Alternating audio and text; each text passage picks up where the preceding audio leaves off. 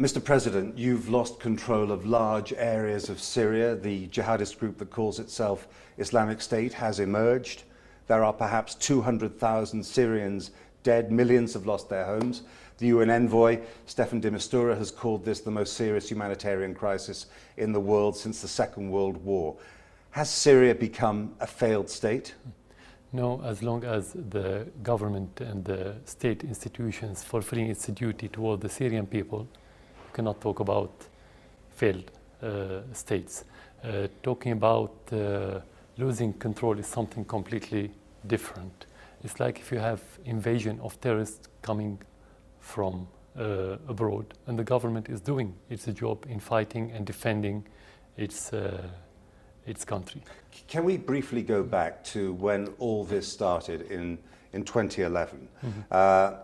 You've said that there were mistakes made in the handling of those early demonstrations. Did you make mistakes yourself? No, I never said we made mistakes in handling this. I always said that anyone could make mistakes, but there's difference between... Did you make mistakes? There's difference between talking about or asking your question about policies and about practice. There's a big difference. If you want to go back to policies, we took the decision to fight terrorism from the very beginning. We took the decision to make dialogue on national level, and I think both policies are correct. While if you want to talk about mistakes in practice and some mistakes committed towards some civilians, that happens from time to time, and some people were punished for these mistakes. But you didn't make mistakes personally in your handling of the crisis? I said every person do mistake every day. Otherwise, if you deny the mistakes, we deny the human nature of the people. You've talked about the influence of terrorism, as you call it, from the very beginning, but I was able as a reporter to go to some of those early demonstrations inside Damascus, in areas outside as well. Mm-hmm. And people there were not saying they wanted an Islamic caliphate. Mm. They were saying they wanted freedom, democracy, not some kind of, the kind of vision that IS have now for the country. Do you think you got it wrong? You in the West called it that time, and some still talk about that period as peaceful demonstration period. And I will tell you that during the first few weeks, many policemen were killed, shot dead. I don't think they were shot dead and killed by the sound waves of the demonstrators. So it was just a fantasy to talk about this. We have to talk about facts. From the very beginning, the demonstrations weren't peaceful. Some who joined those demonstrations, they wanted democracy, that's true, but that's not the general case. This is first. Second, you're talking about 140, the highest number of demonstrations in one day. All over Syria, 140,000. Let's make it 1 million. Let's say I'm minimizing the number. I'm not, but let's say that. Make them 1 million. 1 million for 24 million Syrians is nothing. Now, in 2012, I was in Douma, which is a suburb of Damascus, as you know, which has been held by armed rebel groups. And I spoke to a man there who said he defected from the Syrian army, and this is the quote. He said, "I've escaped because I can't see my people, my Syrian family being killed at our hands." And he meant the hands of the Syrian armed forces. Do you think that some of the activities of the Syrian army help create the nightmare that Syria is in right now? If you're talking about the conflict taking the military shape, any war is a bad war. And in any war, you have civilian casualties. That's why every war is bad war. So you cannot talk about war, benign war, without casualties. That could have happened, but it's not policy. When you talk about governance, you talk about policy. What the decision that we make on political level, as I said, fighting terrorism, defending the civilians, we are defending the civilians, and making dialogue. And if we were the one who killed our people, as they say, how could we withstand 4 years while the people are against us, supposedly, and the West and the regional countries? And I spent 4 years in my position with the government, with the army, with the institution, without public support. That's impossible. That's mentally unpalatable. When you talk about terrorism versus what you represent, you know the accusation that has been made, that you have concentrated your forces in recent years against the non-jihadist parts of the armed resistance, the armed opposition to you, and that you have tried to give Syrians essentially a false choice between you and between the likes of Al-Qaeda and Islamic State by trying to eliminate the middle ground. Perhaps it's worked well as a political tactic, hasn't it? Was that your idea? Anyway, Obama answered your question when he said a few months ago that waiting for, or depending on what they called the so-called moderate opposition was a fantasy. It was only pipe dream. This is the reality. So if I want to They're answer... still trying to build up what they call this moderate opposition, aren't they? But this time to fight against Islamic State. But they said it's fantasy. He said it's a fantasy. We all know it's a fantasy. Even in the Western media now, they are talking about the ISIS and al-Nusra and al-Qaeda affiliates, organization and groups prevailing the ground. It doesn't happen suddenly. It's illogical, unrealistic to have suddenly shift from moderate to extremist. You have the same grassroots. I've met some of those fighters, and they've said to me explicitly, we are not extremists, we are not Al-Qaeda, we are not ISIS. They've said, if Islamic State came here, they'd kill us. I met one group last year, actually in Damascus, who said, we'd like a country a bit more like Malaysia or Turkey. I mean, that is not jihadist, that's not dangerous, So is it? why did the so-called moderate opposition evaporate? That's the question. If you have answer Some to that say that's question, because you've attacked them, because you've killed them. why didn't we attack the extremists like ISIS and Al-Qaeda? That's my question. Okay. So we Have have you to... attacked them in the So same you can say force? that you can say that the government and the president is shooting themselves in the foot. We ask the ISIS and the al-Nusra to attack our military base, to kill our soldiers, to kidnap our supporters in order to eliminate the moderate opposition. Is that realistic? Nobody can accept it. I've spent time on the front line with soldiers from the Syrian army who insisted that they were patriotic, that they were patriots. They weren't cold-blooded killers. But I've also interviewed people, and so have many other journalists and human rights people and so on, who say that they have suffered badly at the hands of Syrian soldiers. They can't all have been lying, surely. How surely? Why are you sure? Well, because the weight of testimony, Human Rights Watch, for example, 30th of January this year, has said that forces loyal to Bashar al-Assad, quote, have deliberately and viciously attacked civilians in opposition-held areas using indiscriminate weapons, notoriously barrel bombs. This is childish story that keep repeating in the West. It's childish. Childish. Why? Again, if somebody who's against his people and again the regional power and the great powers in the West and survive, how? If you kill the Syrian people, they support you or they become against you. As long as you have the public support, it means you are defending the people. If you kill the people, they will be against you. That's common logic, common sense. What about barrel bombs? You don't deny that your forces use them. I know about the army. They use bullets, missiles, and bombs. I haven't heard of army using barrels or maybe cooking pots. Large barrels full of explosives and projectiles which are dropped from helicopters and explode with devastating effect. There's been a lot of testimony about these things. They're called bombs. We have bombs, missiles, and bullets. So but you wouldn't deny that included under the category of bombs are these barrel bombs, which are indiscriminate weapons. No, there's no indiscriminate weapons. When you shoot, you aim. And when you aim at terrorists in order to protect civilians. Again, if you're talking about casualty, that's war. You cannot have war without casualty. There are always casualties in war and civilians die as well, but it is the responsibility under international humanitarian law for belligerents on both sides to do everything they can to protect civilians. And the accusation against the Syrian army is that by using barrel bombs, indiscriminate weapons, and Staffan de Mistura, again, the UN envoy, he's talked about the constant fear of barrel bombs, means that you are not respecting humanitarian law by protecting your own people. What do you say to that? First of all, we've been attacked in Damascus and in Aleppo. We've been attacked by the rebels, not vice versa. They've been attacking the Syrian with mortars. So you have to retaliate and defend your people.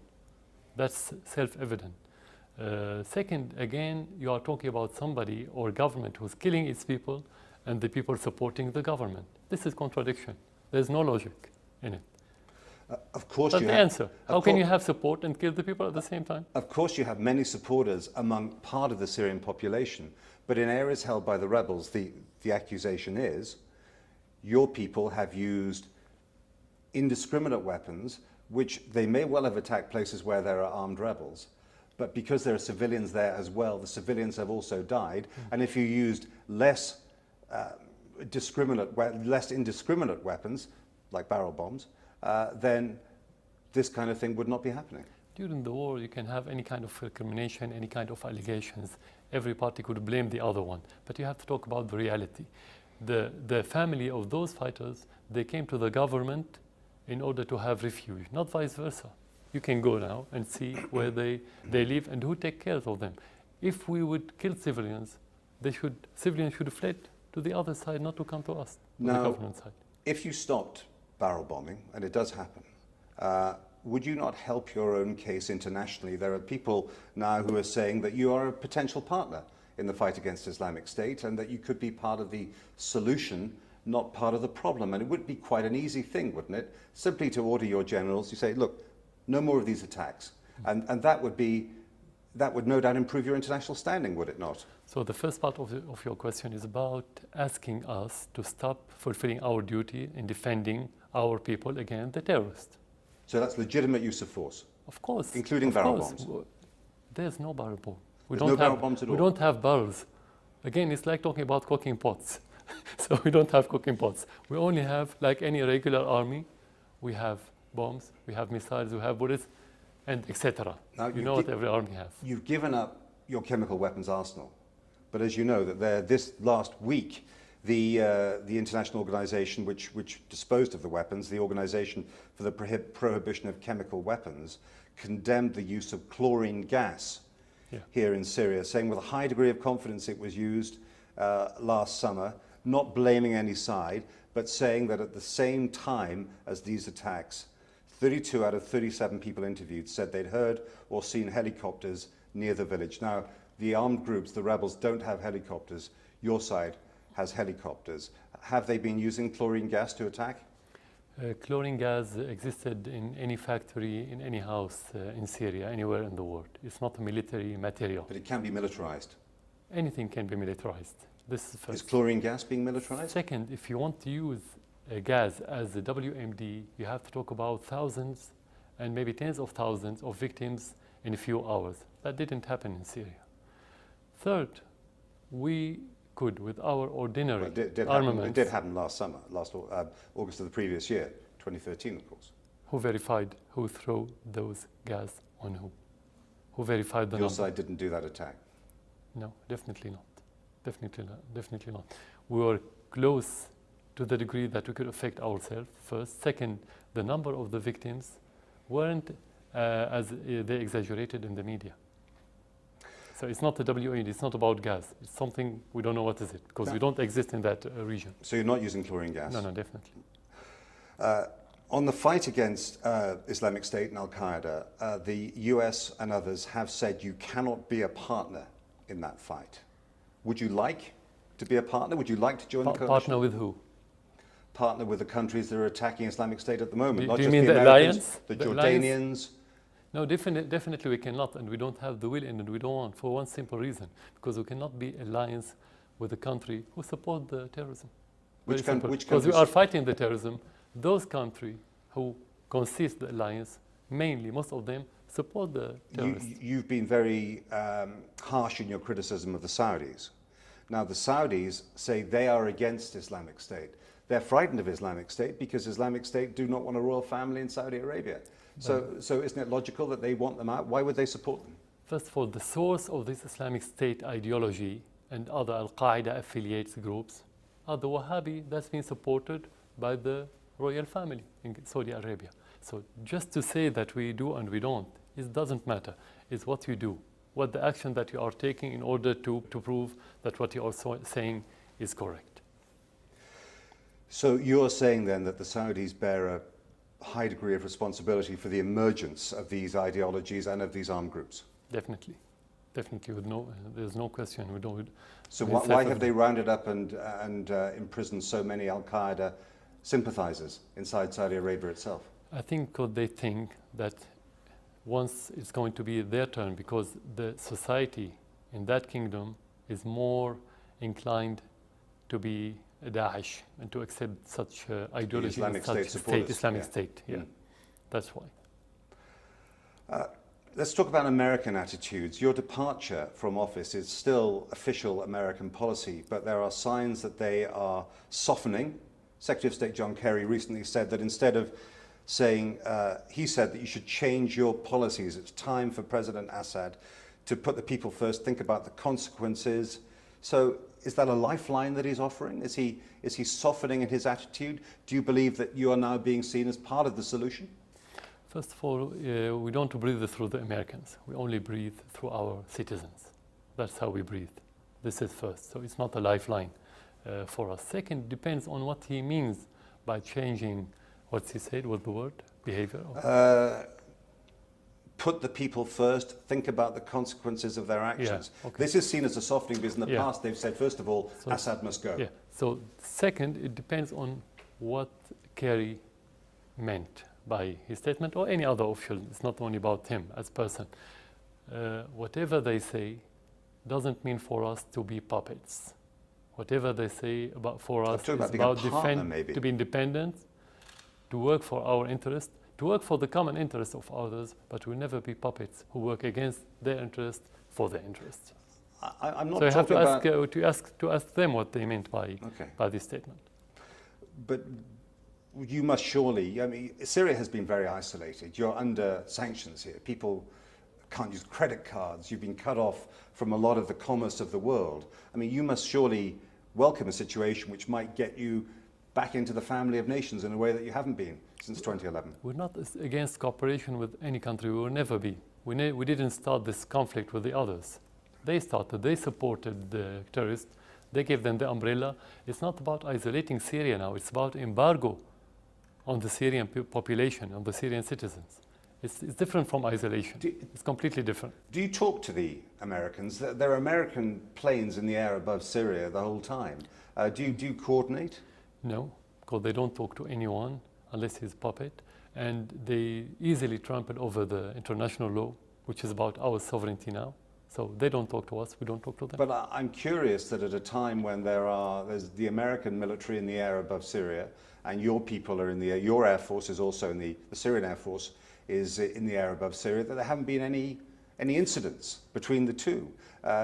No shots seem to have been traded. No planes have been shot down. That suggests to me, surely, that someone's talking to someone here. That's correct. But again, there's no direct cooperation or link. Direct? Is it via Iraq? That's what some people have said.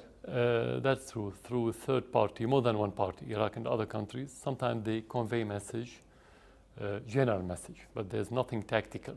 So they don't tell you, we're going to be bombing at Raqqa at 10 o'clock this evening, please keep out of the way. We knew about the campaign before it started, but we didn't know about the details.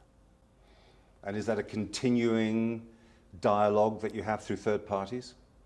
There's no dialogue. There's, let's say, information, but not dialogue. They tell you things? Something like this. Do you tell them things? No. And apart from Iraq, which when other countries... When we do something in our territory or on our territory, we don't ask anyone, we don't tell anyone.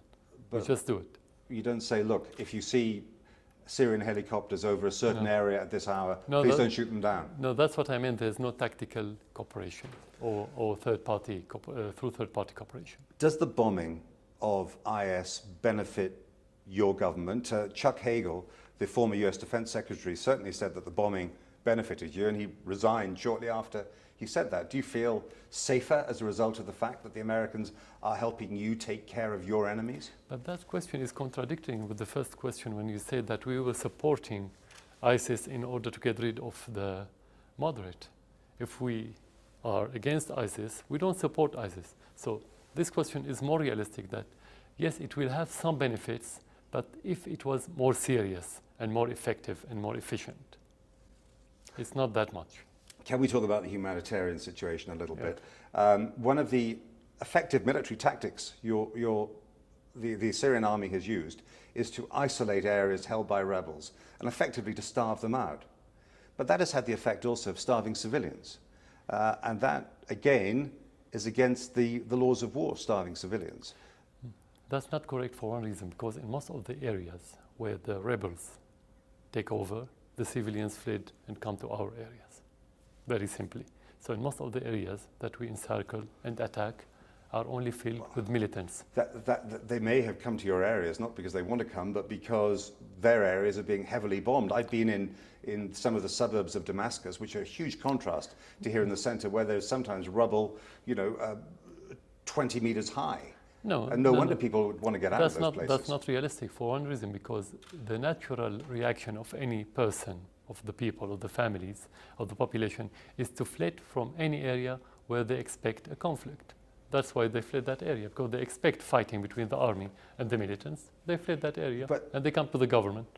It is the case, though, that your government has restricted the supply of medicines to rebel-held areas. No. The Elizabeth Hoff, Syria representative of the World Health Organization, said at the end of last year that the government is restricting what is sent to rebel-held areas. Do you accept that that is a problem for the civilians who are still in those areas? You know that the northern city of al-Raqqa, that's been taken over by al-Nusra first, then later ISIS.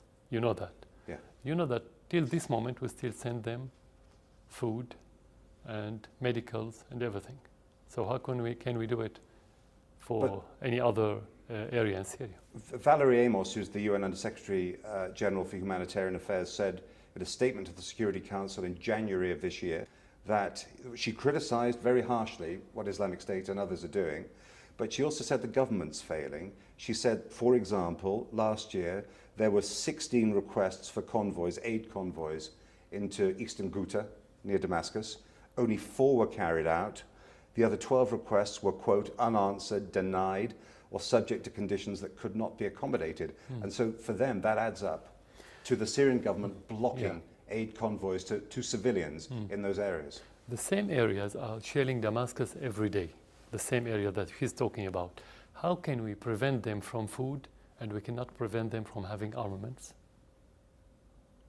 So what are you saying, that they should bring in food themselves rather than just shells? No, I mean, if we can prevent the food from accessing those areas, can't we prevent the armaments from accessing the same areas?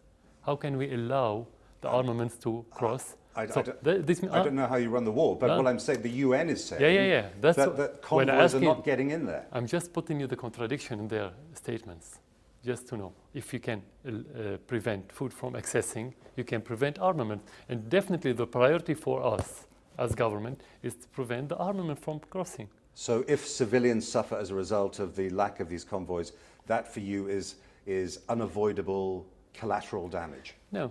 We are talking about unrealistic, unobjective statements. We cannot discuss it as fact. You know, this is part of the propaganda against Syria for the last 4 years. So whatever Amos or any other official or any organization say something against us doesn't mean it's real. We have to verify what they say. And is it part of the propaganda? Is it politicized or what? Do you see yourself as the great survivor now of Middle Eastern leaders? President Obama called for you to step down as early as 2011. 2013, there were lots of reports that you'd fled to a Russian warship in the Mediterranean, but you're still here. Your family is still here. Do you think that, looking back on it, that you've had a lucky escape? No, for one reason, because it wasn't about me to be survival. It was about Syria. It was about terrorism. It was about changing its state and president because they don't like those state or their president. They don't like their policies. That's what it's about. It's not personalized problem. They want to personalize it to link everything to the president. But what a price to pay. Syria's in ruins. There are hundreds of thousands of people dead. You've been the commander. You must bear command responsibility for some of that. Yeah, according to the constitution and according to the ethics of your job, is to prevent your country when it's under attack, not to flee and run away. And that's what we've been doing. I spoke to a teacher who'd come from Kabul, which is an area which has been held by the rebels, after her school was hit. And she said, by shelling coming from the Syrian army side. And she said, it's the president's responsibility to keep children out of this war. It's okay for him to fight the terrorists, but what have children done to deserve this? They don't have weapons. He needs, both sides, she said, but he said he needs to to stop shelling the schools. What is your message to her? What the aim of shelling schools, realistically? Why do a government shell a school? What do we gain? Have you shelled schools? Why?